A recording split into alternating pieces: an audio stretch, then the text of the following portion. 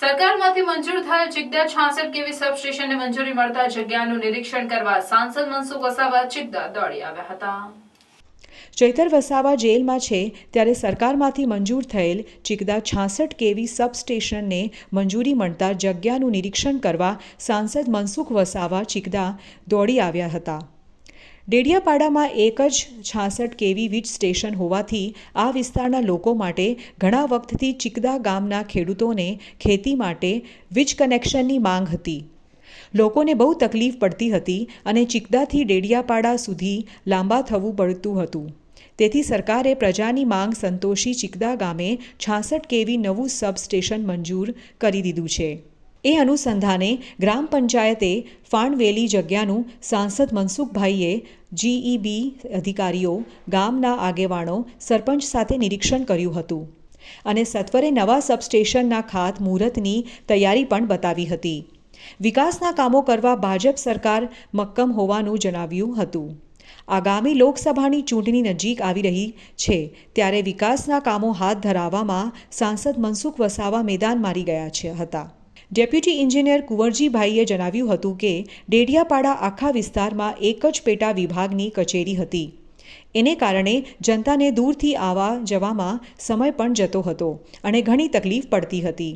આ માટે જ તે વખતે સ્થાનિક આગેવાનોએ સરકારમાં રજૂઆત કરી હતી અને દક્ષિણ ગુજરાત વીજ કંપનીએ પણ સરકારી ડેટા સાથે સરકારમાં પ્રપોઝલ મોકલી હતી। એ સંદર્ભે ચિકદા મુકામે સીધા મુકામે નવી પેટા વિભાગીય કચેરી સબ ડિવિઝન ઓફિસ મંજૂર થઈ છે। હાલ અમે લોકોને તકલીફ ના પડે એ માટે તાત્કાલિક ધોરણે ભાડાની ઓફિસમાં કામ ચાલુ કરી દીધું છે। આ માટે ગ્રામજનોએ તાત્કાલિક જમીન ફાળવાની કામગીરી હાથ ધરી છે। એ જગ્યા જોવા માટે સાંસદે સ્થળની મુલાકાત લીધી હતી। નવી ઓફિસ બનાવવાથી જીઈબીના કર્મચારીઓને પણ કામગીરીમાં રાહત મળશે અને લોકોને પણ ચિકદાથી ડેડિયાપાડા સુધી હવે લાંબા થવું નહીં પડે। સાંસદ સુખભાઈ વસાવાએ જણાવ્યું હતું કે આ જગ્યાની ફાળવણી પછી ટૂંક સમયમાં આ ઓફિસની ફાળવણી કરવામાં આવશે। અહીં 66 કેવીની ઓફિસ કાર્યરત થયા પછી આ વિસ્તારને લગતા નાના મોટા ખેતીવાડી કનેક્શનને લગતા અથવા ઘર વપરાશને લગતા પ્રશ્નો હશે તો તે સોલ્વ થશે। એનાથી લોકોને ડેડિયાપાડા સુધી જવાની કોઈ તકલીફ નહીં પડશે। અહીં ચિકદાની ઓફિસમાં જ બધા પ્રશ્નો હાલ થશે। સાંસદે જણાવ્યું હતું કે જગ્યા પસંદ કરાઈ હોય હવે ટૂંક સમયમાં ઠરાવ કરીને કલેક્ટરમાં રજૂઆત કરીને તેને ટૂંક સમયમાં ભૂમિપૂજન કરાવવામાં આવશે। આવનારા દિવસોમાં હજુ પણ જ્યાં આવા સબસ્ટેશન ખોલવાની જરૂર પડશે ત્યાં ખોલવાની અમારી તૈયારી છે એમ જણાવ્યું હતું।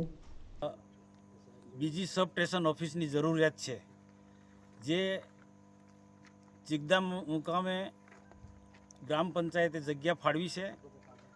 એ જગ્યા અનુકૂળ છે કે નહીં તે માહિતી માટે જીઈબીના અધિકારીઓ તથા ગ્રામ પંચાયતના સરપંચ તથા આ વિસ્તારના આગેવાનો સાથે આજે મારી મુલાકાત હતી।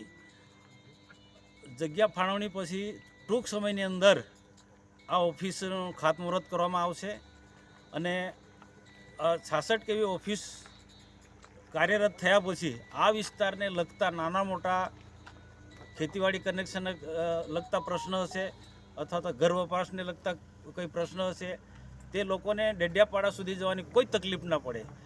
અહીંયા જ ચિકદાની ઓફિસમાં જ આ પ્રશ્ન બધાના સોલ્યુશન થશે અને આવનારા દિવસોમાં હજુ પણ જ્યાં જ્યાં જરૂર જણાય ત્યાં જે જરૂર હશે ત્યાં સબસ્ટેશનો પણ બીજા અમે ખોલવા માટે અમારી તૈયારી છે। આ ઓફિસ થયા પછી આ વિસ્તાર માટે એક આશીર્વાદરૂપ પુરવાર થશે। તો પબ્લિકને આવવા જવામાં દૂરના એરિયામાંથી આવવામાં સમય પણ જતો હતો અને સમયસર કામ કરવામાં થોડી અગવડતા પણ રહેતી હતી। એટલે જે તે વખતે સ્થાનિક આગેવાનોએ સરકાર લેવલે રજૂઆત કરી હતી અને મીનવેલ ડીજીવીસીએલે પણ ટેકનિકલ ડેટા સાથે પ્રપોઝલ મૂકી હતી। તો એના અનુસંધાને ચિકદા ગામે નવી પેટા વિભાગીય કચેરી સબ ડિવિઝન ઓફિસ મંજૂર થઈ ગઈ। તો તાત્કાલિક ધોરણે અમે લોકો એક ભાડાની ઓફિસમાં કામ ચાલુ કરી દીધું છે લોકોને તકલીફ ના પડે એટલા માટે। હવે કાયમી ઓફિસ બનાવવા માટે રજૂઆત કરતાં ગ્રામજનોનો એકદમ ઉંકાળભર્યો સંબંધને લીધે તાત્કાલિક એમણે એક જમીન ફાળવણીનું કામગીરી હાથ ધરી હતી. એ જગ્યા જોઈ અને ફાઇનલ કરવા માટે આજે સંસદ સભ્યશ્રી રાજપીપળાથી અત્યારે ચિકદાંગામાં આવ્યા છો, તેમની સાથે આ મુલાકાત કરી છે. આ ઓફિસ બનવાથી સ્ટાફ પધારનો મળ્યા છે, થોડા વ્હીકલ્સ મળે છે અને એક ડેપ્યુટી એન્જિનિયર, 2 જુનિયર એન્જિનિયરની પોસ્ટ પણ મળે છે સાથે. તો અત્યાર સુધી આખા તાલુકામાં એટલે એટલીસ્ટ 200 ગામ માટે જેટલો સ્ટાફનું મહેકમ હતું એની કમ્પેરની અંદર જે વસ્તી વધારો હતો અને એરિયા પણ મોટો હતો, તો એની સાથે એક નવી ઓફિસ બનવાથી જીઈબીના કર્મચારીઓને પણ થોડીક કામગીરીની અંદર રાહત મળે છે અને લોકોને પણ ઠેઠ ચિકદાથી ડેડિયાપાડા સુધી લાંબા થવામાં કે સમય જે બગડતો હતો આખો દિવસ, તો એ બધાની અંદર અત્યારે સરળતા રહેશે.